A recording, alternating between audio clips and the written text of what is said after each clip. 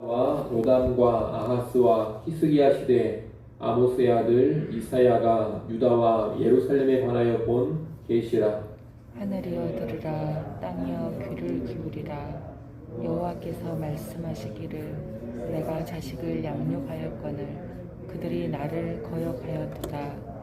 손은 그 임자를 알고 나귀는 그 주인의 부유를 알건만은 이스라엘은 알지 못하고 나의 백성은 깨닫지 못하는도다 하셨도다. 슬프다 범죄한 나라여, 허물진 백성이요, 행악의 종자여, 행위가 부패한 자식이로다. 그들이 여호와를 버리며 이스라엘의 거룩하신 이를 만홀히 여겨 멀리하고 물러갔도다. 너희가 어찌하여 매를 더 맞으려고 폐역을 거듭하느냐. 온 머리는 병들었고 온 마음은 피곤하였으며 발바닥에서 머리까지 성한 곳이 없이 상한 것과 터진 것과 새로 맞은 흔적뿐이거늘 그것을 짜며 싸매며 기름으로 부드럽게 함을 받지 못하였도다. 너희의 땅은 황폐하였고 너희의 성읍들은 불에 탔고 너희의 토지는 너희 목전에서 이방인에게 삼켜졌으며 이방인에게 파괴된 같이 황폐하였고 딸 시온은 포도원의 망대같이 자매밭의 원두막같이 에워싸인 성읍같이 겨우 남았도다. 만군의 여호와께서 우리를 위하여 생존자를 조금 남겨두지 아니하셨다면 우리가 소돔 같고 고모라 같았으리로다. 너희 소돔의 간원들아, 여호와의 말씀을 들을지어다. 너희 고모라의 백성아, 우리 하나님의 법에 귀를 기울일지어다. 여호와께서 말씀하시되 너희의 무수한 재물이 내게 무엇이 유익하뇨. 나는 순양의 번제와 살진 짐승의 기름에 배불렀고 나는 수송아지나 어린 양이나 순념소의 피를 기뻐하지 아니하노라. 너희가 내 앞에 보이러 오니 이것을 누가 너희에게 요구하였느냐. 내 마당만 밟을 뿐이니라. 헛된 재물을 다시 가져오지 말라. 분향은 내가 가증히 여기는 바요 월삭과 안식일과 대회로 모이는 것도 그러하니 성회와 아울러 악을 행하는 것을 내가 견디지 못하겠노라. 내 마음이 너희의 월삭과 정한 절기를 싫어하나니 그것이 내게 무거운 짐이라. 내가 지기에 곤비하였느니라. 너희가 손을 펼 때에 내가 내 눈을 너희에게서 가리고 너희가 많이 기도할지라도 내가 듣지 아니하리니 이는 너희의 손에 피가 가득함이라. 너희는 스스로 씻으며 스스로 깨끗하게 하여 내 목전에서 너희 악한 행실을 버리며 행악을 그치고 선행을 배우며 정의를 구하며 학대받는 자를 도와주며 부하를 위하여 신원하며 과부를 위하여 변호하라 하셨느니라. 여호와께서 말씀하시되, 오라, 우리가 서로 변론하자. 너희의 죄가 주홍 같을지라도 눈과 같이 헤어질 것이요 진홍같이 붉을지라도 양털같이 희게 되리라. 너희가 즐겨 순종하면 땅의 아름다운 소산을 먹을 것이요 너희가 거절하여 배반하면 칼에 삼켜지리라. 여호와의 입의 말씀이니라. 아멘. 네, 오늘부터 이사야서 말씀을 보겠습니다. 오늘 본문 1절에 보면 유다왕 우시야와 요담과 아하스와 히스기야 시대에 아모스의 아들 이사야가 유다와 예루살렘에 관하여 본 환상이라 이렇게 말하고 있습니다. 이 말씀에 따르면 이사야는 주전 750년경부터 시작해서 약 40년 동안 선지자로 활동했음을 알 수가 있습니다. 이 이사야서의 첫 선포는 하나님의 백성인 이스라엘 백성의 죄를 고발하는 내용으로 시작이 됩니다. 2절에 보면 하나님께서는 하늘과 땅을 증인으로 삼아서 이스라엘의 죄악을 고발하십니다. 하늘과 땅은 이스라엘의 죄악을 낱낱이 지켜본 증인들인데 그 증인들을 불러 세우고서 이스라엘의 죄악을 고발하는 것입니다. 우리식으로 한다면 하늘이 알고 땅이 안다, 이런 식입니다. 하나님 2절 3절에서 이스라엘의 죄악을 두 개의 예를 통해서 고발하십니다. 하나는 아버지와 아들의 예입니다. 이스라엘은 사랑으로 양육한 아버지를 거역한 자식과도 같습니다. 심히 패역한 자식이라는 겁니다. 고대 사회에서 이런 자식은 사형에 처해집니다. 둘째는 주인과 주인이 키우는 짐승의 예의입니다. 소나 나귀도 먹을 것을 주고 키우든 주인을 알아보고 따릅니다. 그런데 이스라엘은 여호와를 알지 못하고 깨닫지 못하고 있습니다. 이스라엘이 짐승만도 못하다는 겁니다. 한마디로 짐승만도 못한 패역한 자식, 죽어 마땅한 자식이 이스라엘 백성이라는 겁니다. 4절부터 9절까지 말씀은 이스라엘이 얼마나 완악한지를 말씀하시는 내용입니다. 3절 후반부에서 하나님은 나의 백성 곧 이스라엘이 깨닫지 못한다고 말씀하셨습니다. 그 깨닫지 못하는 완악함의 상태를 4절부터 9절에서 말하고 있는 겁니다. 이 4절부터 9절까지의 내용은 아수르 제국이 유다를 침략해서 예루살렘만 남기고 온 땅을 초토화시켰던 일을 배경으로 하고 있는 것 같습니다. 이스라엘은 심히 범죄하고 부패하고 악한 백성입니다. 그들은 여호와를 버리고 거룩하신 하나님을 만홀히 여겼습니다. 그래서 하나님은 이스라엘을 징벌하셨습니다. 이방인의 침략, 전쟁이라는 매를 드신 겁니다. 그런데 범죄함으로 인해서 매를 맞아 중상을 입었는데도 이스라엘은 패역을 거듭했습니다. 얻어쳐져서 머리끝부터 발끝까지 온몸이 만신창이가 되었습니다. 그런데도 돌이키지를 않습니다. 그 정도 맞았으면 이제 그만 맞고 치료를 받아야 될 그런 형편입니다. 그런데도 치료를 받기는커녕 더욱더 패역의 삶을 이스라엘이 살았다는 겁니다. 그래서 하나님은 5절 상반절 말씀에 보면 너희가 어찌하여 매를 더 맞으려고 패역을 거듭하느냐 이렇게 말씀하십니다. 이 당시 유다 나라의 구체적인 상황이 7절로 9절에 나옵니다. 온 땅이 황폐하였고 성읍들이 다 불탔습니다. 토지는 이방인에게 손펴졌고 노략질 당했고 파괴되었습니다. 온 땅이 초토화되었고 겨우 시온 곧 예루살렘만 포도원의 망대같이 참외밭에 온두막같이 에워싸인 성읍같이 둥그러니 남았습니다. 온 나라가 다 망가져 버리고 수도 예루살렘만 겨우 존속되었다는 겁니다. 예루살렘이라도 이렇게 남겨두신 것은 하나님의 은혜입니다. 그러지 않았더라면 소돔과 고모라처럼 유다 나라는 완전히 망해버렸을 것입니다. 그러나 하나님은 완전히 멸망시키지는 않으시고 생존자를 조금 남겨두신 겁니다. 심히 패역하고 완악하지만 그래도 일말의 기대를 가지고서 남겨두셨다고 볼 수 있겠습니다.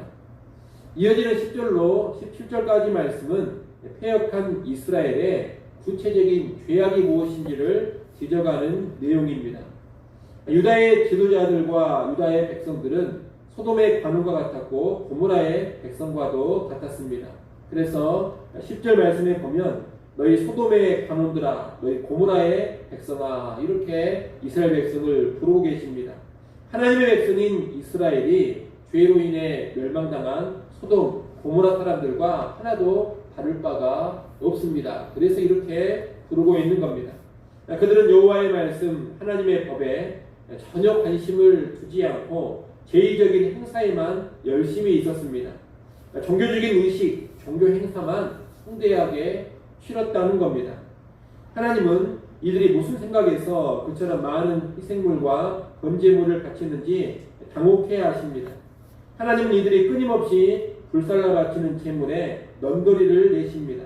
이들은 단지 예물을 드리기 위해서 성전 뜰만을 열심히 밟고 있을 뿐이었습니다. 이스라엘 백성들은 절기를 잘 지키고 제사를 성대하게 드렸고 예물을 풍성하게 갖다 바쳤습니다. 그렇게만 하면 다 잘하고 있는 것인 줄로 착각을 했습니다.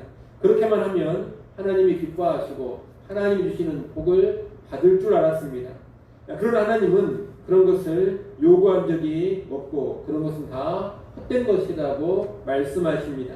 나아가 그런 것을 싫어하신다 이렇게까지 말씀합니다.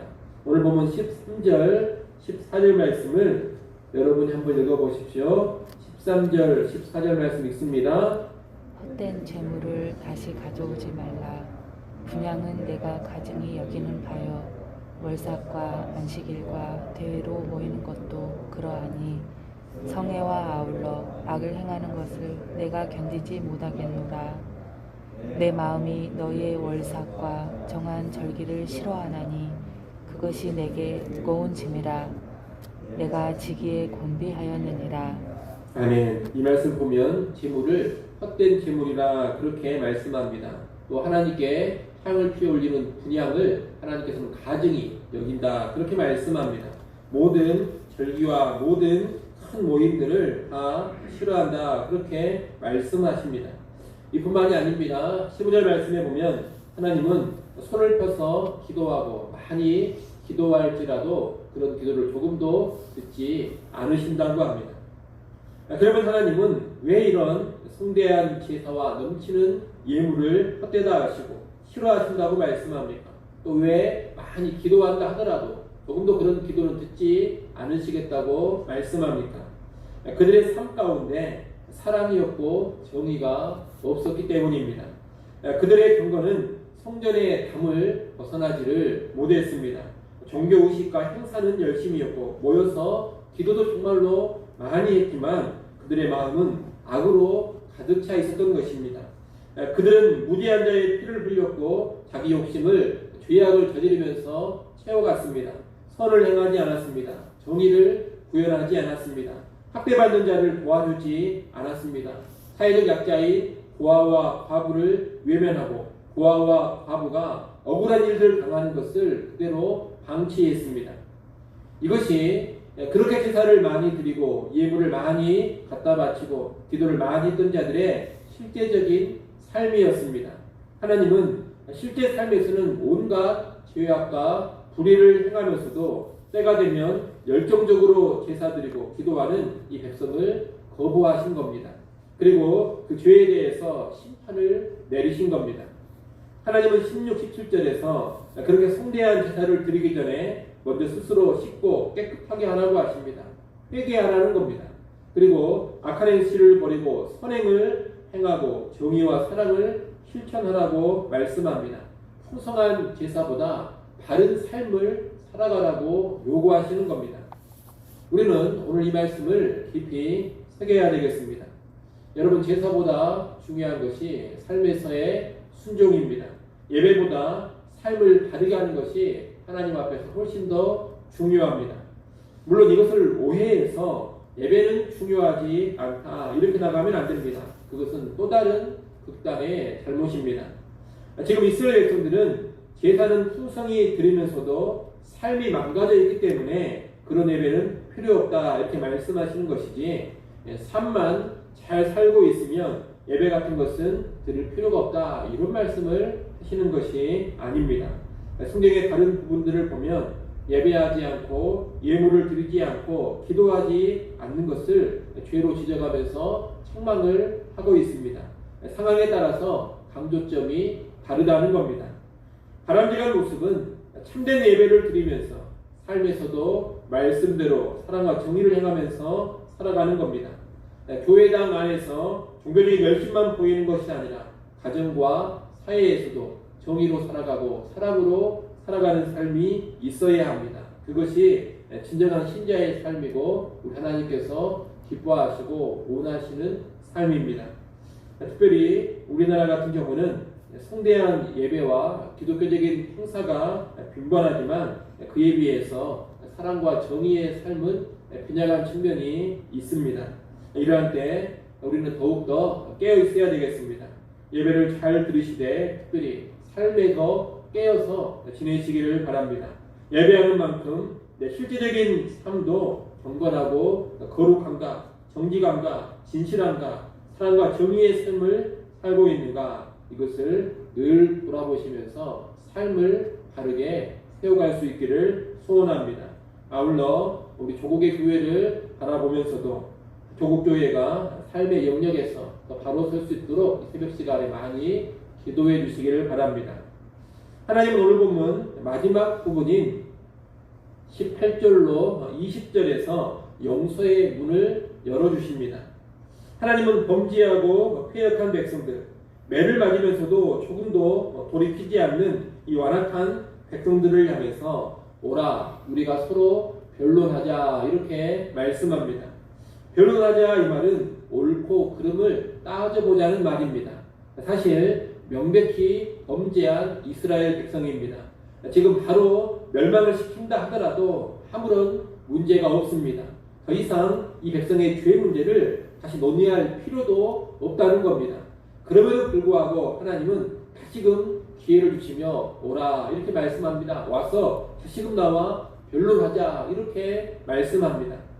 하나님은 이 백성이 아무리 심각한 죄를 지었다 하더라도 이들이 죄를 인정하고 돌이키기만 한다면 용서해 주실 의향이 있습니다. 그래서 너희 죄가 주홍 같을지라도 눈과 같이 희어질 것이요 진홍같이 붉을지라도 양털같이 되리라고 하십니다. 어떤 대가를 요구하시지 않습니다. 뭘 내놓으라고 말씀하시지 않습니다. 그저 회개하고 돌이키기만 하면 됩니다.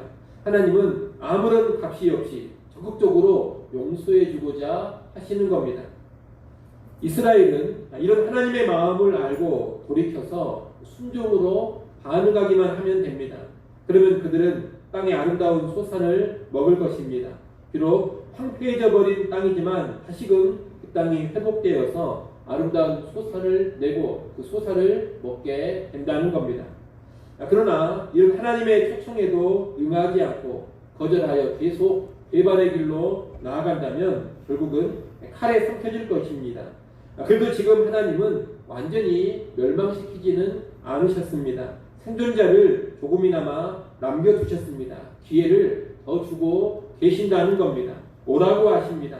하지만 그럼에도 불구하고 돌이키지 않는다면 결국에는 최종적인 심판을 당할 수밖에 없다는 겁니다. 이제 이스라엘은 이 하나님의 초청 앞에서 선택을 해야 할 것입니다. 오라 우리가 서로 변론하자 이 하나님의 초청에 응해서 회개하여 돌이킬 것인지 아니면 계속해서 반역의 길로 갈 것인지를 선택해야 합니다. 그 선택에 따라서 그들의 운명이 결정될 것입니다. 여러분 우리 하나님은 오래도록 참으시는 하나님이십니다. 가망이 없어 보여도 여전히 손을 내밀어 주십니다. 그러나 영원토록 참으시고 영원토록 손을 내밀고 계시지는 않습니다. 오래 참으시되 끝까지 참지는 않는다는 겁니다. 때가 되면 결국에는 최종적인 판결, 최종적인 심판을 하나님이 내리십니다. 우리가 이것을 잘 알고서 아직 기회가 있을 때 아직 하나님께서 최종적인 심판을 내리시기 전에 회개할 것을 회개하고 돌이킬 것을 돌이킬 줄 알아야 되겠습니다. 이것은 개인적으로나 한 교회적으로나 국가 전체의 교회 차원에서 공히 요구되는 일입니다. 우리 한 사람 한 사람이 회개할 것이 있다면 하나님으로부터 징벌을 받은 것이 있다면 그것을 빨리 깨닫고 돌이킬 줄 알아야 합니다. 또 우리 교회가 회개할 것이 있다면 회개하여 돌아설 줄 알아야 합니다. 한국 교회도 회개할 일이 있다면 아직 시간을 주시고 기회를 주실 때에 돌이켜서 회개를 해야 합니다. 그럴 때 우리가 살아날 수 있을 것이고 새로운 회복의 길이 열릴 것입니다.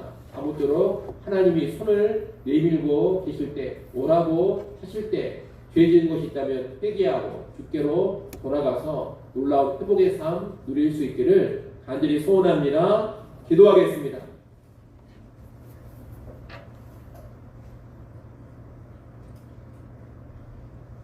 하나님 아버지, 종교적인 열심만 보이지 않게 하시고 우리가 실제 삶에서 경건과 거룩으로 사랑과 정의로 살아가게 하여 주시옵소서.